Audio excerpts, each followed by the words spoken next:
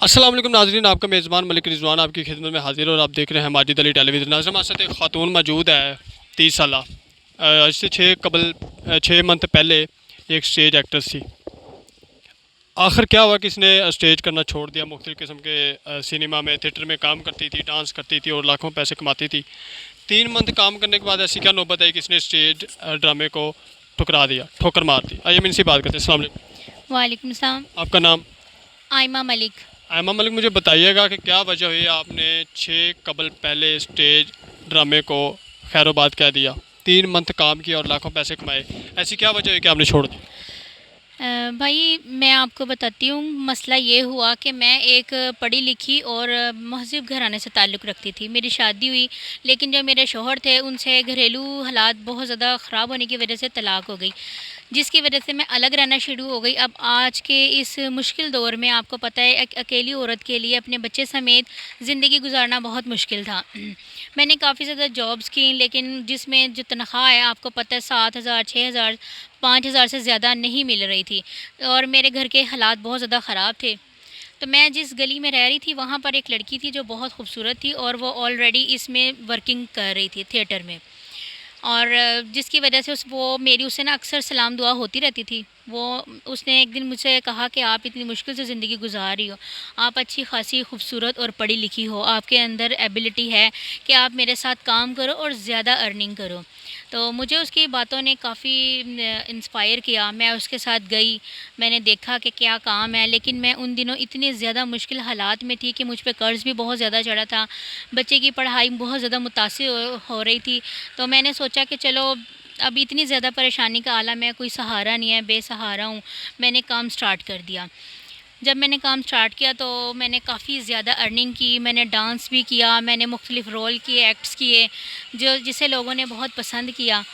लेकिन एक प्रॉब्लम ये हुआ कि सब कुछ सही था, पैसा भी बहुत कमाया, मसला ये था कि लोग, आपको पता है थिएटर की लाइफ ज़रा ओवर है, ठीक है? तो उसमें लोग बहुत ज़्यादा ना फ़ुज़ूल अल्फाज इस्तेमाल करते थे, जुमले कसते थे, ना ज़ेबा अल्फाज का इस्तेमाल था और ना मुझे रात गुजारने के लिए कहते थे, मजबूर करते थे। और आपको पता है कि जिस तरह प्रोड्यूसर होता है, उसने काफ़ी ज़्यादा कई बार मुझे फ़ोर्स किया। मैं बहुत ज़्यादा मजबूरी के आलम में जो जो कहते रहे मैं करती रही, वक्त गुजारती रही। तो इस वजह से, इन हालात को देखते हुए मैंने दिल में सोचा कि ये बहुत मुश्किल काम है, लेकिन फिर भी मैं करती रही। काफ़ी ऐसा 3 से 4 महीने मैं ये काम करती रही, मैंने काफ़ी पैसा कमाया, अपने हालात को ठीक किया। मुझे बताइएगा, आपने 3 मंथ काम किया, लाखों पैसे कमाए, आप आगे करोड़ों भी कमा सकती थी। क्या वजह हुई कि नहीं, कि आगे स्टेप नहीं उठाया? जी, मैंने जैसे आपको बताया कि मैं बहुत पैसा कमा सकती थी, क्योंकि मैं इसमें मतलब एडजस्ट हो चुकी थी। लेकिन जब मैंने देखा कि लोग बहुत ज़्यादा मजबूर करते हैं गलत काम करने के लिए, मुसलसल मतलब टॉर्चर करते हैं, यहाँ पर वो अल्फाज बहुत नाज़ेबा इस्तेमाल करते हैं, और मेरी रेपुटेशन जो थी वो बहुत ज़्यादा मेरे मोहल्ले में भी ख़राब होना शुरू हो गई थी कि ये लड़की तो आवारा है, ये ऐसे है, वैसे है। थिएटर में आपको पता है हमारे माशरे में थिएटर में जो लोग काम करते हैं ना, ख़ास तौर पर लेडीज़, उनको बहुत ज़्यादा बुरा समझा जाता है। तो वही हालात का सामना फिर मुझे भी करना पड़ा, और जिसकी वजह से मैं बहुत ज़्यादा अपसेट रहना शुरू हो गई। फिर मैंने आपके ही चैनल पर एक लड़की का इंटरव्यू देखा था, इस तरह वो भी मतलब ऐसे ही क्राइसिस का शिकार थी।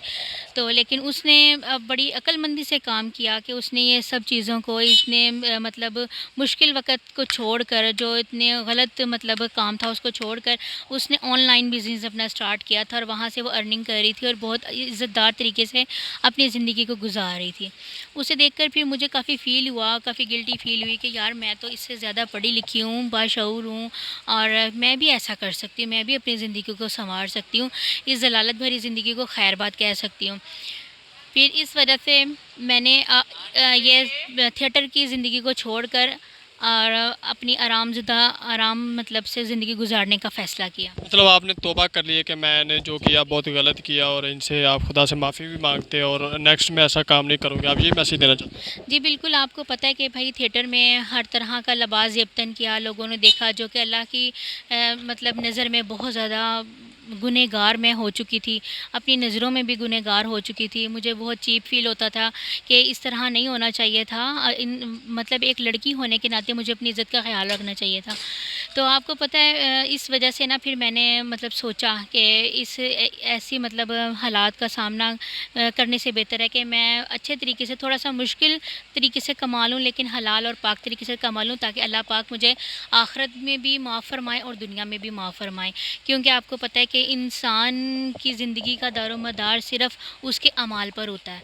तो अगर मेरे अमाल बेहतर होंगे तो इंशाल्लाह अल्लाह पाक मेरी मदद करेंगे। और मैंने अल्लाह पाक से दिल और जान से तौबा कर ली है कि मैं आइंदा कभी इस तरह की फ़ील्ड में नहीं जाऊँगी, मेहनत करूँगी और अलग मतलब ज़िंदगी गुजारूँगी, अपने बच्चे की अच्छी परवरिश करूँगी इंशाल्लाह। आपने मुख्तलिफ़ किस्म के थिएटर में काम किया, सिनेमा में काम किया, as actress, as a model, मतलब जो भी काम किए हैं।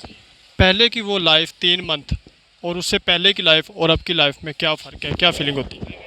फीलिंग यही है कि जब मैं पहले मतलब थिएटर में काम करने से पहले काफ़ी स्ट्रेस का शिकार थी। फिर मैंने जब थिएटर ज्वाइन किया तो वहाँ मैंने काफ़ी ज़्यादा कमाया, लेकिन मैं उस ड्यूरेशन में बहुत ज़्यादा मतलब खुश भी थी पैसा देख के, लेकिन हम हालात देखकर, माहौल देखकर बहुत ज़्यादा मैं अपने ज़हनी तौर पर ना मतलब रंजिश का शिकार थी।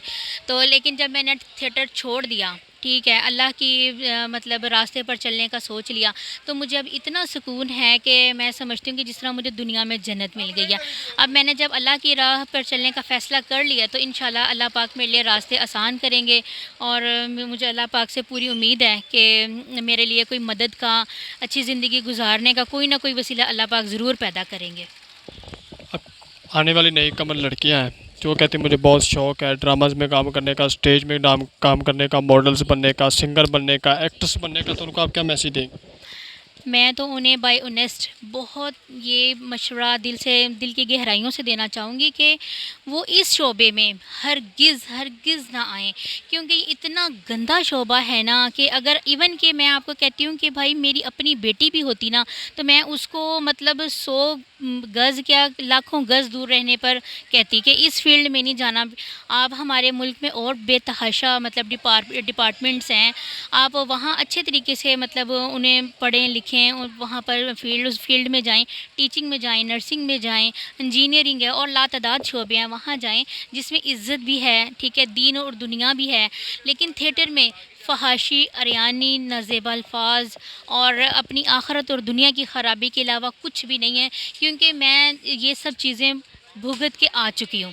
इसलिए मैं मशवरा ये दूँगी अपनी बहनों को, बेटियों को कि वो अपने ज़हन से ना थिएटर में जाकर काम करने की सोच निकाल दें। क्योंकि वो एक बहुत गंदी जगह है। इस कदर गंदी जगह है कि मतलब कि मैं अब दोबारा मतलब जब सोचती हूँ ना अपना पास्ट, तो मेरा दिल लरज़ जाता है, मेरी रूह काँप जाती है।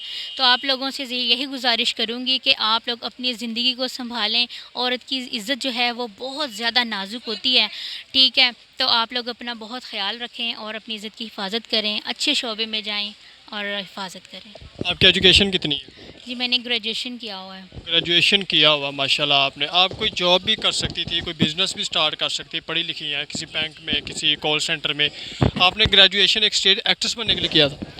नहीं, स्टेज एक्टर बनने के लिए नहीं। जैसे मैंने आपको स्टार्ट में बताया था कि मैं बहुत ज़्यादा मजबूर हो चुकी थी। मजबूरी के आलम में मैंने मतलब स्टेज ड्रामा शुरू किया था, डांस शुरू किया था। तो लेकिन ना मतलब मजबूरी तो बहुत ज़्यादा थी उस वक़्त। लेकिन अल्हम्दुलिल्लाह मैं ग्रेजुएटेड हूँ, लेकिन मैं बस अब इंशाल्लाह अपनी तालीम के मुताबिक काम करना चाहूँगी। और मैं चाहती हूँ कि कोई अगर हेल्प कर दे तो मैं अपना कोई छोटा-मोटा बिज़नेस स्टार्ट कर लूँ, जिससे ना मतलब मेरे मुआशी हालात बेहतर हो जाएँ। क्योंकि मैं अब एक बाइज़्ज़त ज़िंदगी गुजारना चाहती हूँ। तो जो साहिब इस्तात लोग हैं, मैं उनसे रिक्वेस्ट करूँगी कि अगर वो मतलब अल्लाह के नाम पर मेरी हेल्प करना चाहें। अच्छा मुझे बताएं, अब आपने इस फील्ड को खैरोबाद कह दिया है, तो आपने जो लाखों पैसे कमाए थे उनका क्या किया?